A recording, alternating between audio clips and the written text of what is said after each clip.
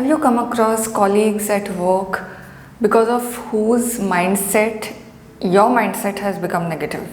I've been in such situations before. Whatever was going around me was not affecting me. Their words, their vocabulary, and their sentiments were not affecting me. Today, I want to share one such incident that happened with me in my PhD. Hopefully, it will tell the importance of having positive people around. Whenever there are a bunch of people around you, there are few people whom you connect with. That does not mean that such characters are beneficial to you, but you connect with people who are more open and who are frank enough. So I happened to connect with a colleague of mine from a different lab.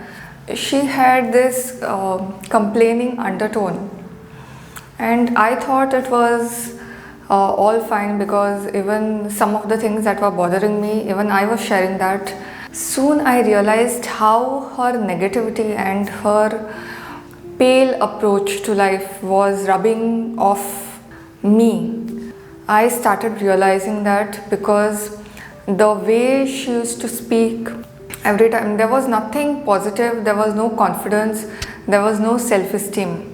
Every time I used to speak to her, it used to leave me drained and it used to leave me feeling very bad about what life was and what PhD was in general. And I started recognizing these patterns, and when I realized that these patterns were affecting my life, I cut her off completely from my circle. And even now we speak, but as and when how work happens, it's not from the perspective of sharing.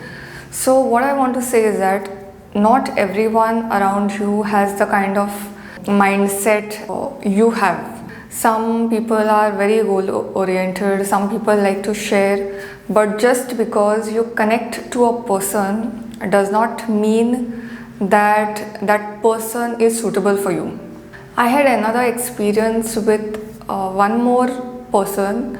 I was asking something to her. I had one more experience with one of the other colleague. I was asking something, some doubt related to one of the experiment. People who know more usually don't show off, but people who know less tend to pick on other people and try to kind of take their viva. Sometimes speaking with such people leaves you drained and often leave you doubting yourself. So these two incidences really put a light as far as the kind of people are there. Some of them, not all, most of them are quite positive and they know how to be happy with their lives. Interactions with such people should be kept at minimum. So today's video is about few things that you can do at a workplace, irrespective of whether you have your own business or you are working in a corporate culture or you are freelancing, whatever be it, whatever be the profession, you will be in touch with certain people. Because most of the times, like for the first incident I shared, for a long time I didn't realize that this was the case. These things may look small, but in the long run it does affect your happiness to a large extent. First step for anything is recognizing. You recognize bad patterns when you yourself are self-aware. There are several modes of increasing self-awareness like meditation and everything. I've done detailed videos on that. So I'm going to, as far as this video is concerned, I will stick to what can be done at that moment. If some kind of negativity rubs on you, okay, you are speaking to somebody and it leaves you feeling drained.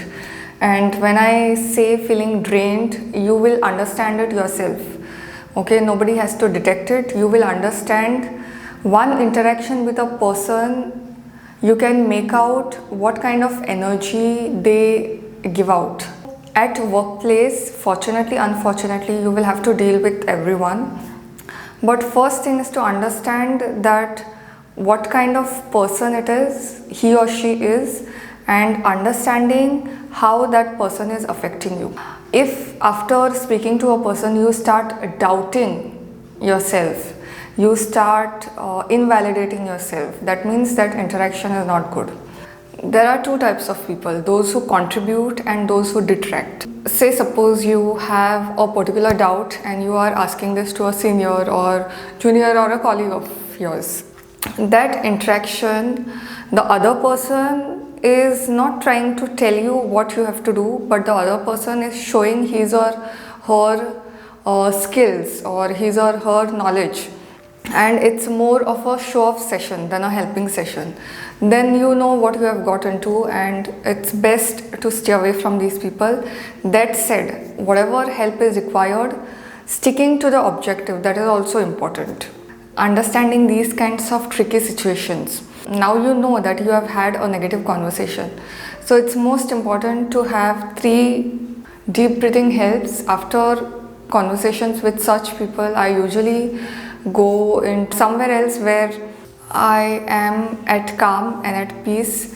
Then I take 3 deep breaths, so that usually calms me down and puts things in perspective. Second thing to do is maintain your ground, because sometimes, and this I've learned the hard way, sometimes it's quite easy to get sucked into this kind of negativity and be a part of it, because misery loves misery. If you are quite logical or anything, you would obviously get gravitated to a person who shows you, okay, this negative can happen if you do this, or this could be the negative consequences. But everything has a positive as well as a negative consequence. So if you try to focus on the negative ones, obviously your energy levels will go down, your productivity levels will go down.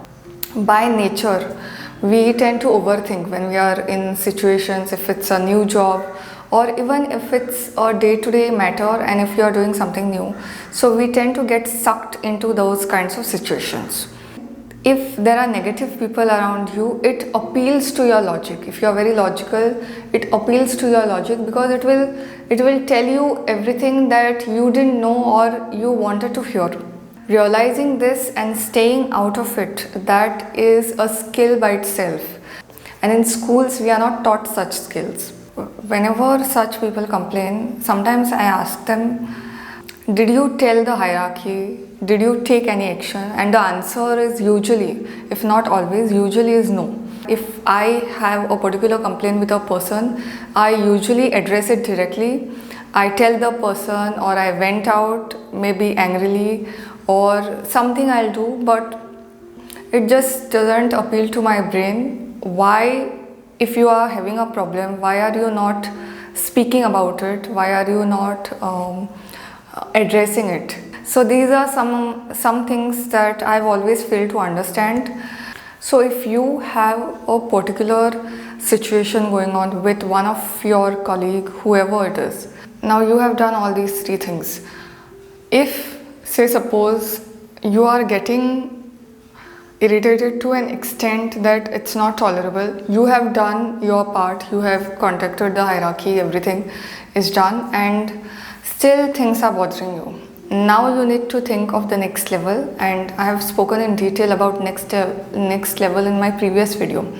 But anyway, if I go to summarize, if, say suppose, this job doesn't work as per to your thing, then do you have a side hustle? Are you starting something new that will affect you in a positive way and take your lifestyle to the next level?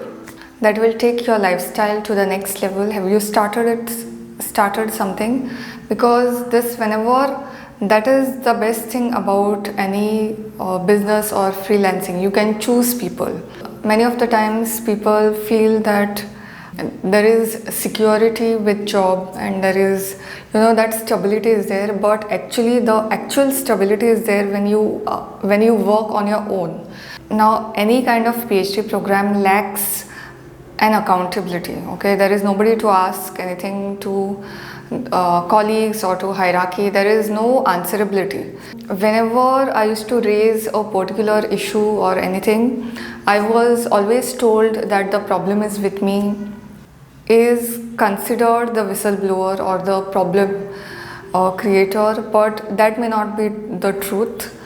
It could also be that the person is trying to solve the problem and trying to take initiatives. Just remember that whatever happens, whether it gets resolved or not resolved, once you have done the part, you are not at fault. Okay, you can take the decision of staying or leaving, navigating these kinds of landscapes, depending on the circumstance you have.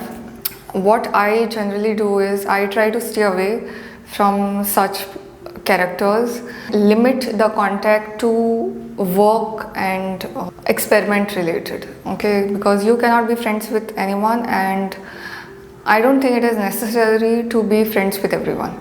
If you feel alone in your own department or in your own lab, make sure that you reach out to people across departments and across the campuses, so that you are fine and your mental well-being is safeguarded. So that's all I wanted to say today. It was an impromptu video, and I hope I have done justice to this. Till the next video.